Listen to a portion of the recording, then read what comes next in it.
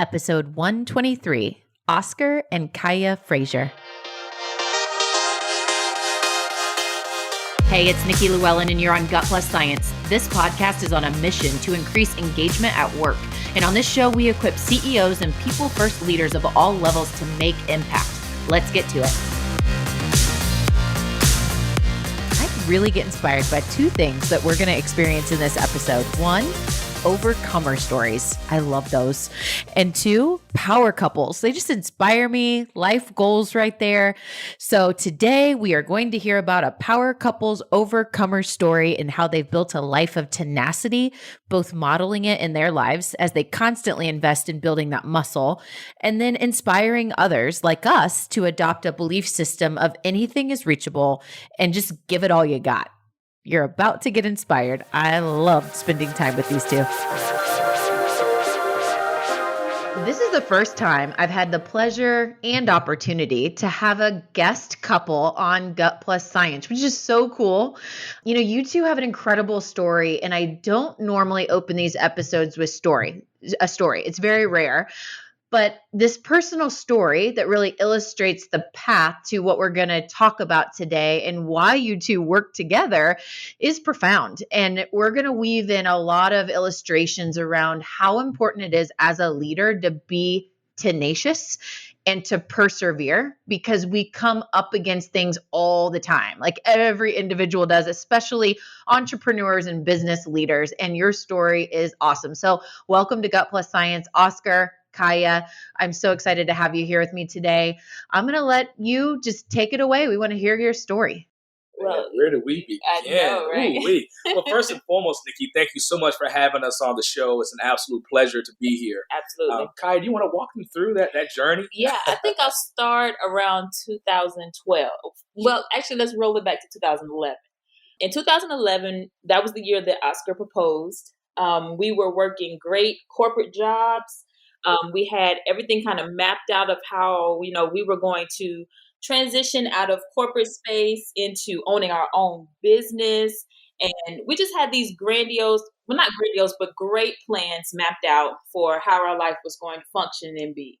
Our engagement lasted for maybe about 6 months. And then in January of 2012, we were married and moving right along as planned. And 2 days back from our honeymoon is when everything started to kind of snowball. I got a call from my boss and HR, and they told me that they were doing cuts and I was on the chopping block. So I lost that nice, shiny corporate safety net that we had.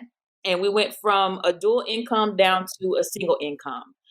And it was a devastating blow. I think that we had already mapped out how we were going to roll out of corporate space into entrepreneurship. And here we go. Everything got turned upside down on its head. And so we had to really sit down and think hard about what we wanted to do next. I was devastated. I came into the living room, and I think Oscar was still on an actual call, actually working. And so I sat there for probably about 10 minutes waiting for him to get off his call. And he could tell something was wrong. He had that concerned look on his face. And he asked me what happened. And I think I went right into tears. Yep. Explaining to him that, I had just been let go. I actually enjoyed my job, but I was chopped. And so we had a very transparent conversation about what we were going to do. I could have easily decided to, start putting my resume back out and shopping it around and find a new corporate job, or we could take the path that we were discussing and we could start rolling into building our own business.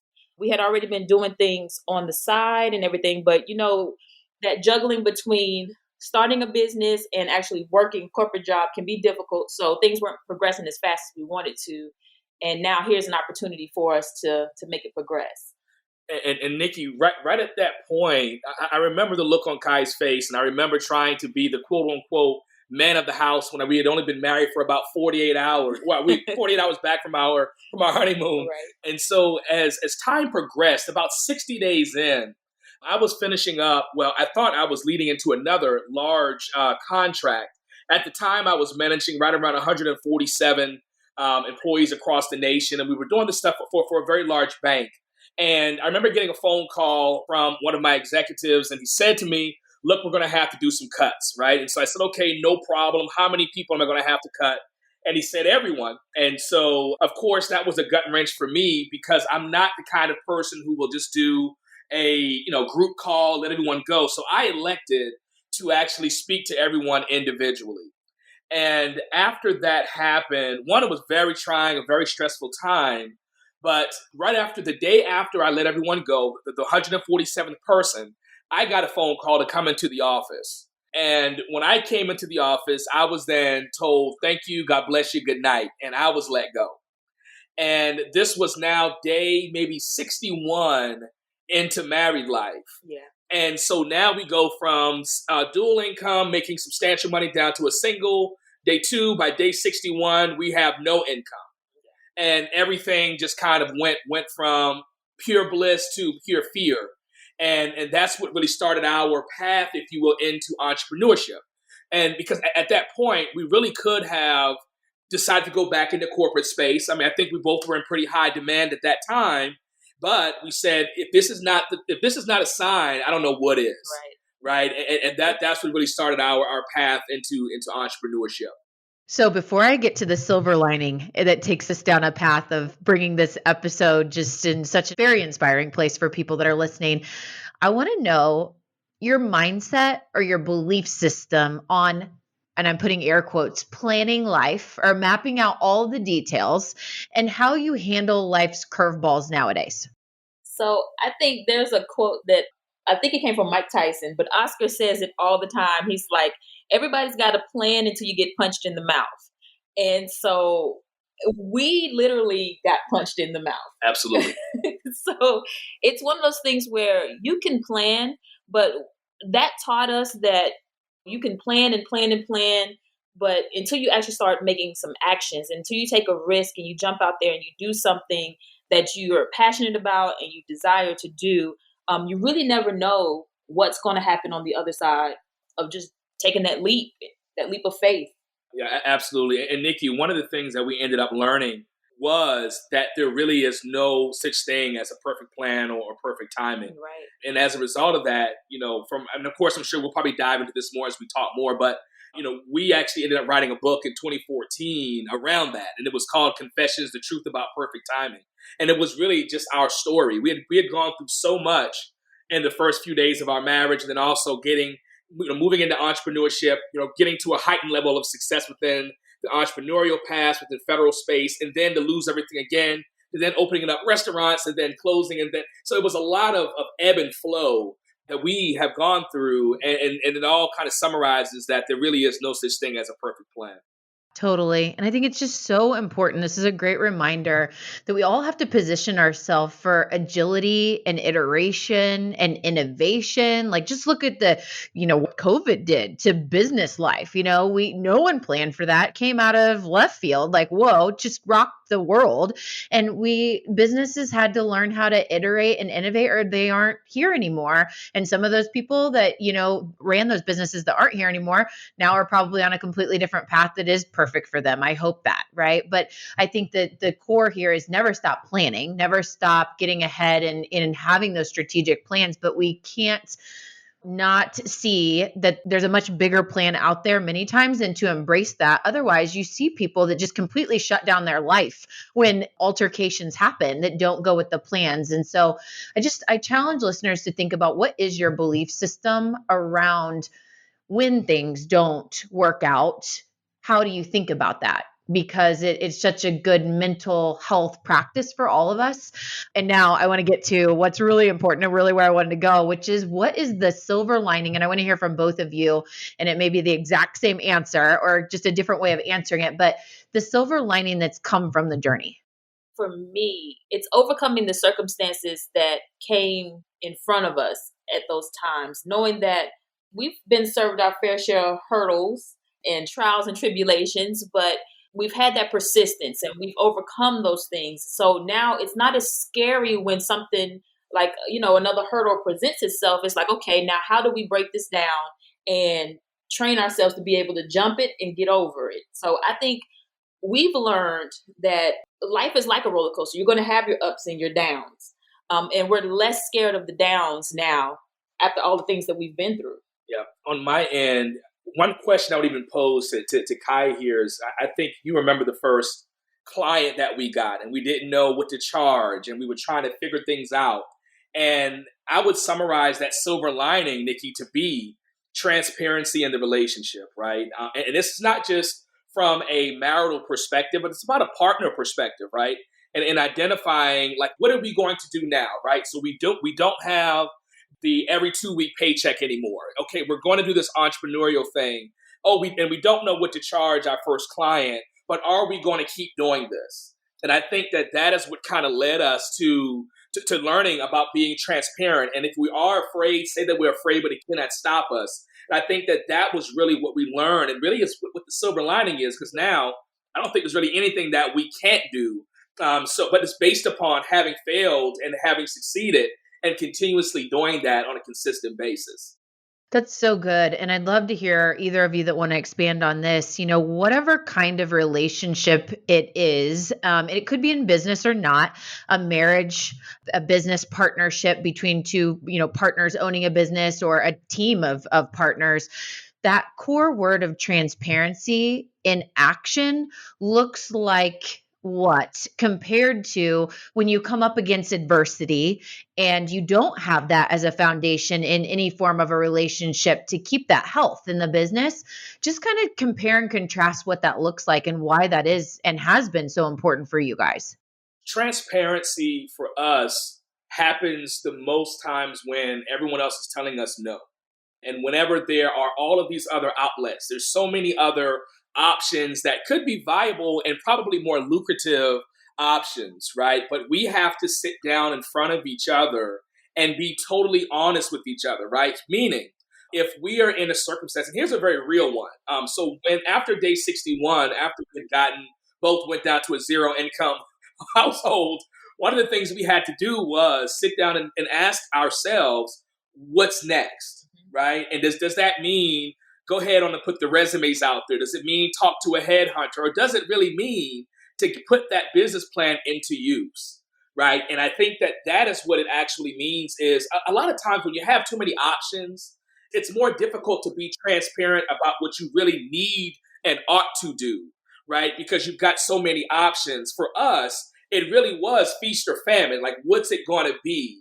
And that was what we had to do for our experience. Kai, would you agree or have anything to add to that? I would solely agree. We had to really have that honest conversation and be honest with ourselves internally to really decide what we were going to do. Yeah. And Nikki, we've got, different tools and tidbits that we have within our book that talks around, it's like a 4-step process that we do on introspective analysis. And that is one of the first steps is transparency. Yeah. Being transparent with your partner, being open about your fears and what you're not sure about. And that's how we start to lead into that introspective analysis. So yes, that's been our experience from a transparency perspective. Thank you for sharing that. And, to put a bow on that, I think about partnerships where when times get tough and the plans don't work out in business, many times the reasons why we aren't transparent is because the ego is getting in the way, right? And so I think all of us just have to really come to terms with we all have that. We all have ego. We all have challenges being vulnerable, and we have to practice that. It's a muscle to build, and just to be aware for us to be healthy when things don't go well. Those people that are closest to us, practicing those habits around transparency are so important to do all the time, because when times get tough, that is the core and the foundation as you're sharing. So thank you for bringing that to us today. And, the muscle you two have built together is tenacity. It's this constant ability to iterate and get back at it and overcome. And I want to dig into that. What does tenacity mean to you and how you would define it, particularly around, you're coaching and advising others that are leading businesses that are couples, and you're saying, we want to build this muscle of tenacity, and they're like, Oscar, Kiya, what does that mean? How do you define it? I define it as persistence and understanding that anything is reachable. Anything that you really want and you work hard for is reachable. And I know that sounds very cliche, like cloud in the sky and all puffy and everything, but that is really truly the core of it.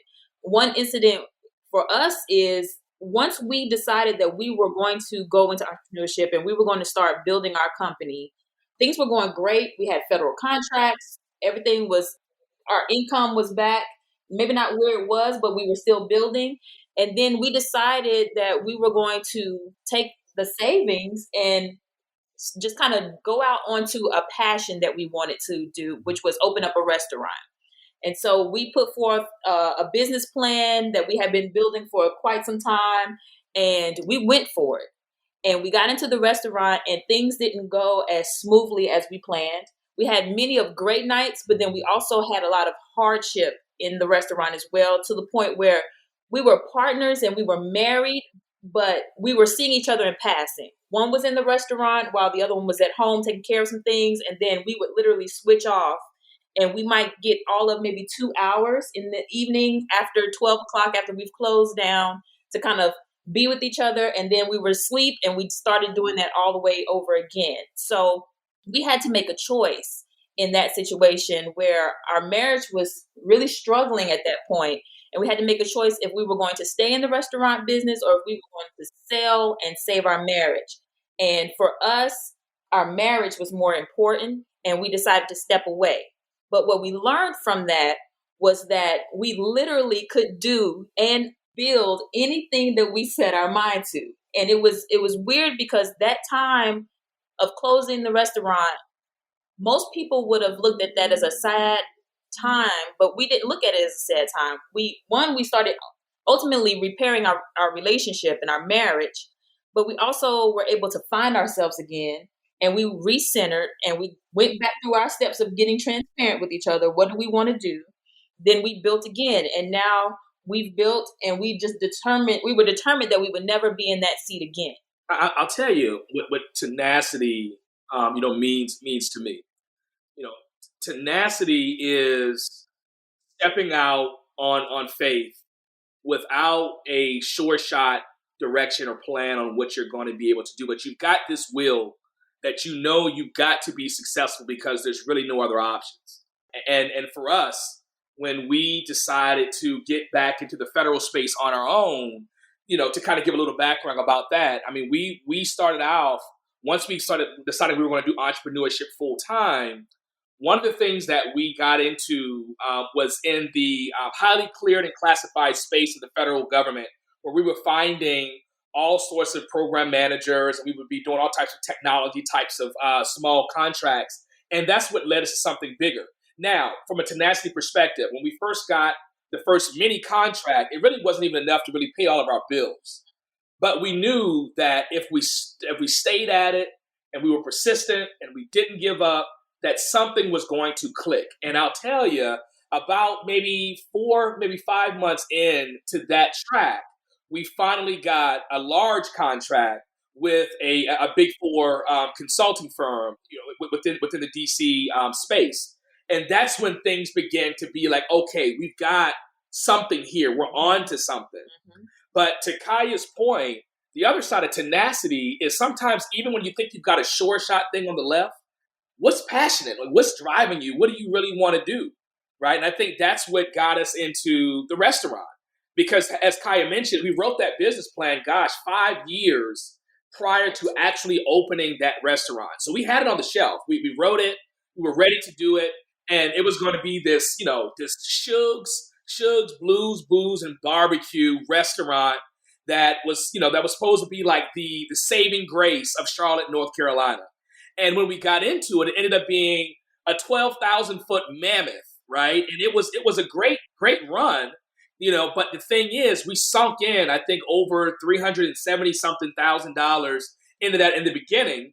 But again, we were starting to struggle emotionally, right? And that's the other side of this when it comes to tenacity, is also recognizing that it's not all about one aspect of your life, right? You got to figure out what's your full circle look like, right? And I think that that's what we had to do to overcome that. And I guess towards the end, maybe we'll talk about our move to Atlanta. I mean, when we came here, once we sold the restaurant, we had sunk in, by the end of the restaurant, we had sunk in well over $1 million into the restaurant. And to leave away from that and to walk away and to have almost nothing left, but to still decide to move to another big city, which was Atlanta 4 years ago, was another track of tenacity, of being like, we see a vision, we've got to get back to a big city, and we did that. So I think that may be a longer-winded answer, Nikki, for me, but tenacity just is a very, very powerful word from my perspective. So big. And here's what I want to ask. What core work do people have to do to authentically live the belief that anything is reachable? Because that's a lot of work of an individual introspectively, like diving deep to set yourself up and changing your blueprint and how you think. So how do you coach people to authentically live anything is reachable? There's a 4-step process in our book that starts with the word transparency. But that second step, which is the most critical, is called introspective analysis. And if you can just kind of bear with me a bit, I can be a little geeky sometimes, Nikki. So hopefully you can kind of bear with me a little bit here. But I just pushed my glasses up. I'm ready. see, now we're talking. Now we're talking. So if you can envision a sheet of paper with a line going across the middle from left to right, and if you put a tick mark or a line in the center of that, that's your current state. That's where you are today. And when we're talking to clients, what we do is we have them make 3 tick marks to the left where we're going 5 years, 10 years, and 15 years ago.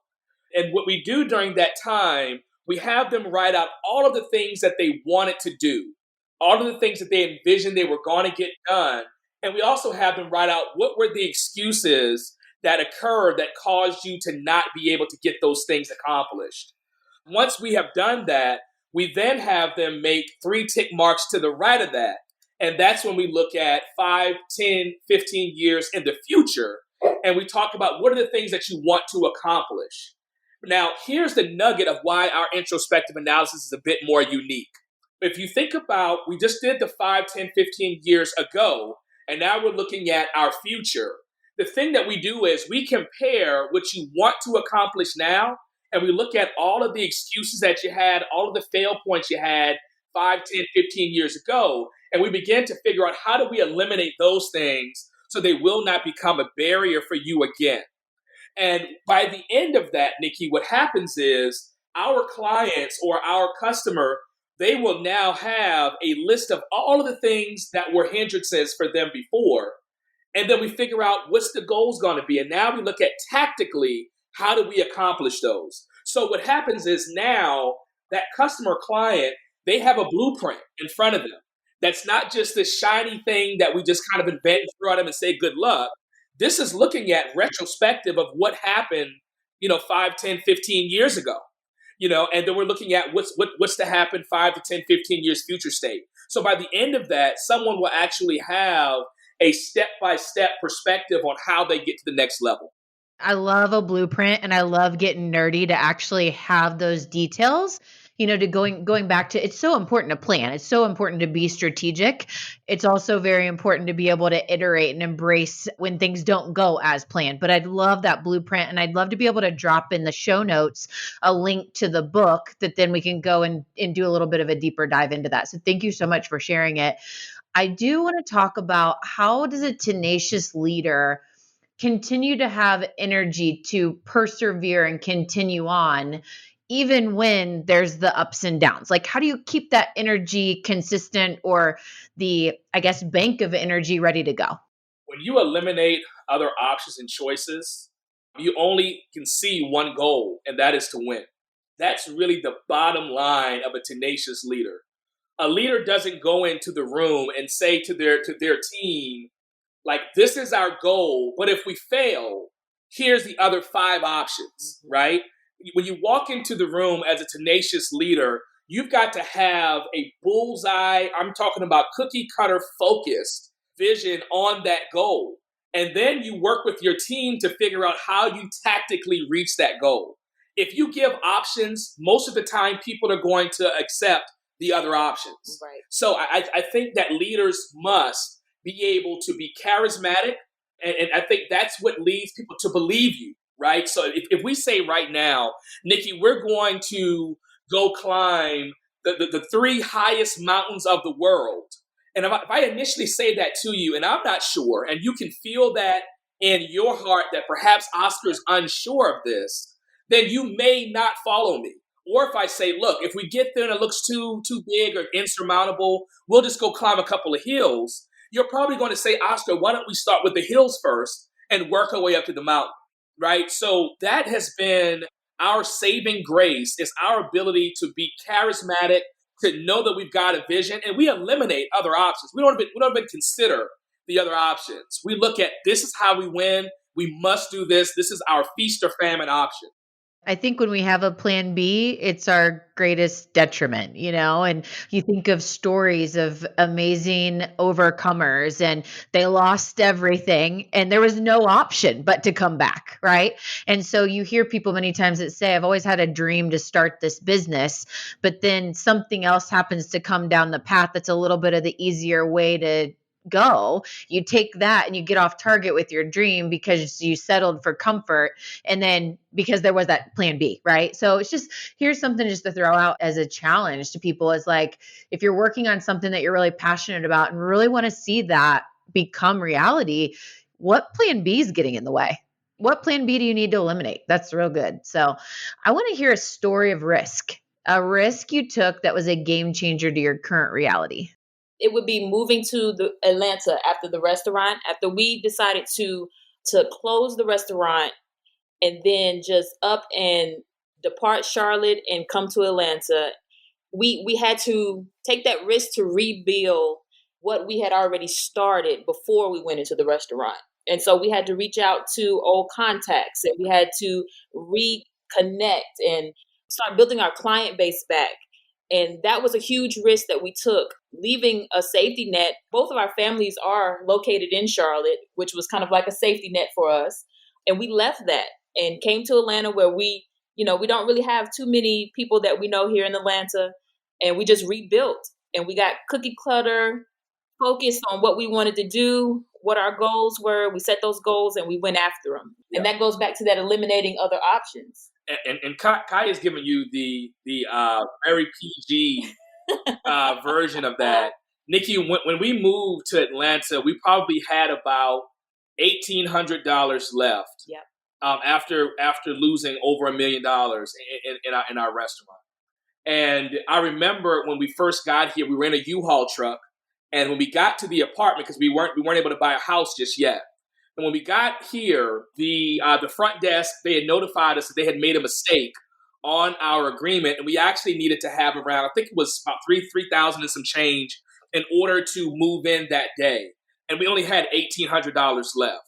And so at that moment, it was that reality that either we're going to sleep in the U-Haul until we get another $1,200, or we're going to have to reach out to a family member for help. And mind you, for all of these years, we had been this is the pinnacle. This is the group. You follow Kiya and Oscar's blueprint in order to be successful. You want to be a millionaire, you follow what they do. And all of a sudden, we only had $1,800 left. So what we had to do was, I called my sister, she's also an entrepreneur and a successful business owner. And I told her, I said, look, Kiya, we're here in Atlanta, as you know, and we are short $1,200. And if we don't have it, we're going to have to probably spend the night in the U-Haul.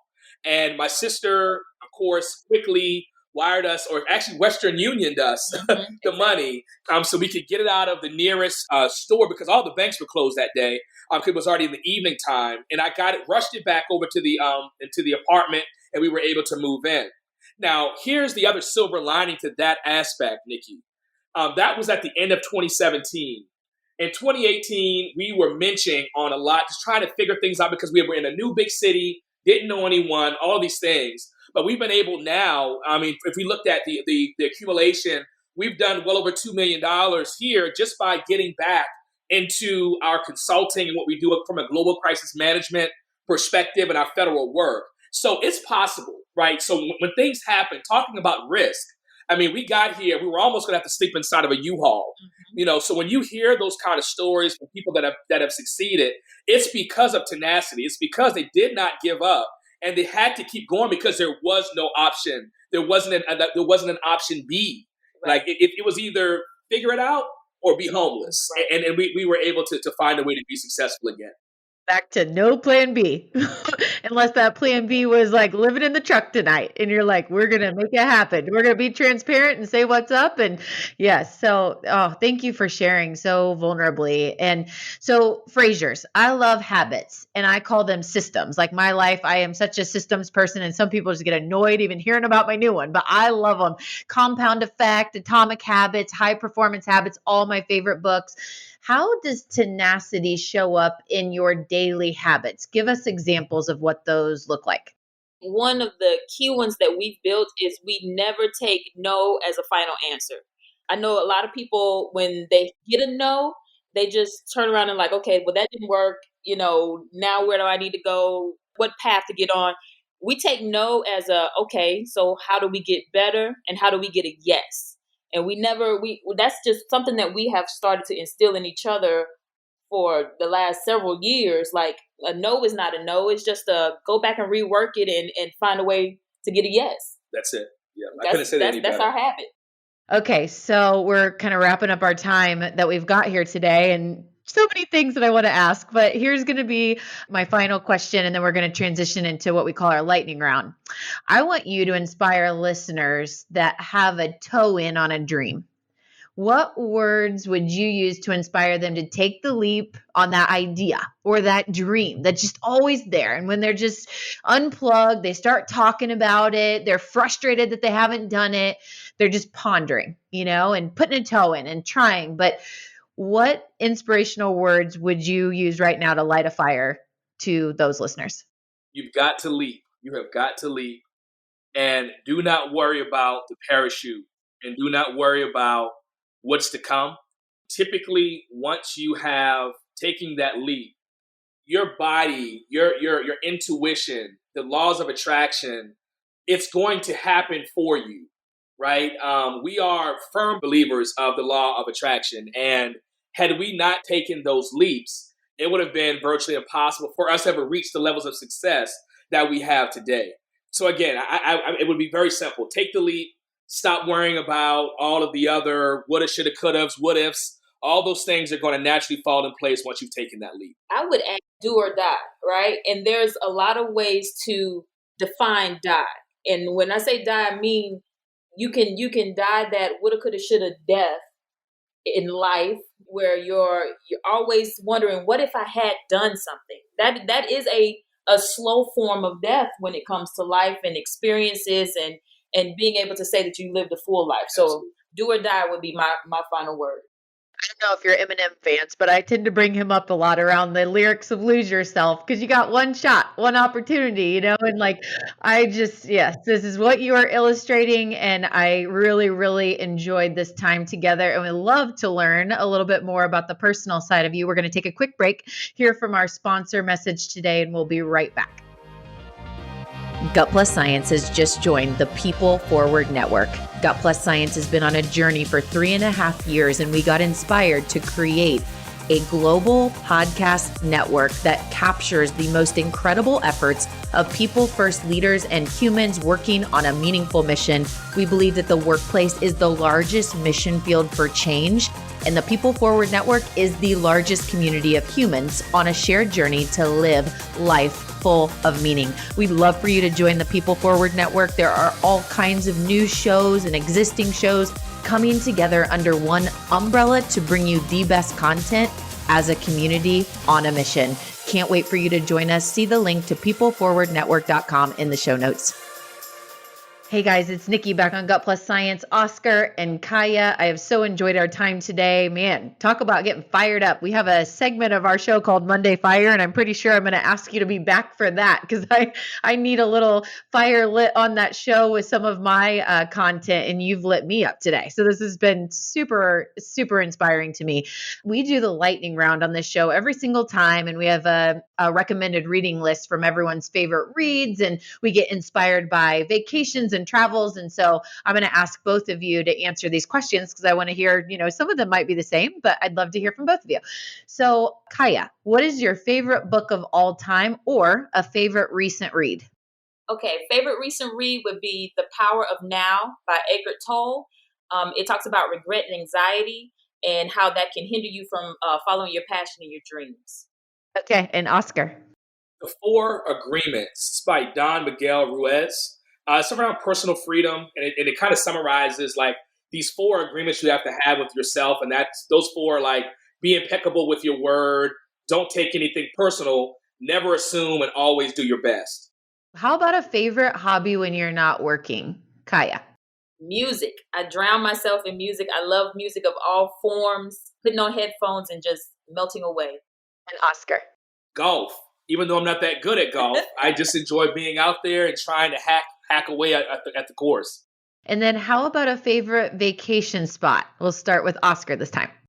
Ooh, St. Thomas, Koki Beach. Koki Beach in St. Thomas is absolutely beautiful. I would agree. And then how can our listeners connect with you after the show? Two easy ways. They can go out to kothoughtleaders.com. So that's K as in Kiya, O as in Oscar, thoughtleaders.com. They can also go out to couple-preneurs360.com. So that's couple-preneurs, the number 3, the number 6, the number 0.com. Okay, so what'd you think? These two, so inspiring. Our show manager on Gut Plus Science, Stephanie Hicks, she would say they are the bomb.com. And I totally agree. Here's my truth you can act on from Oscar and Kiya. Number 1, plan, but be agile and be ready to iterate. So having a plan, but always ready to change course when you learn new things, so important for all levels of anything that we do in life. Number 2, transparency is core to partnerships being able to overcome. So there were so many examples in this conversation today about being transparent rather than hiding or suppressing, just hitting it on the head to be able to overcome things. So critical. I love this next one. Number 3, eliminate a plan B. You got plan A, you believe in it and you're going for it and you're going to give it all you got. And then number 4, never take no as a final answer. Yes. So whether you're in sales, I do a lot of sales in the stuff that I do, or just opening new doors for nonprofit initiatives, whatever it may be, never take no as a final answer. Get good at asking questions and watch how that becomes magical and turning that no into a yes or a possibility. Gosh, I loved the time with these guys. You all have a great week, and I hope you can take some of this and put it into action. See ya.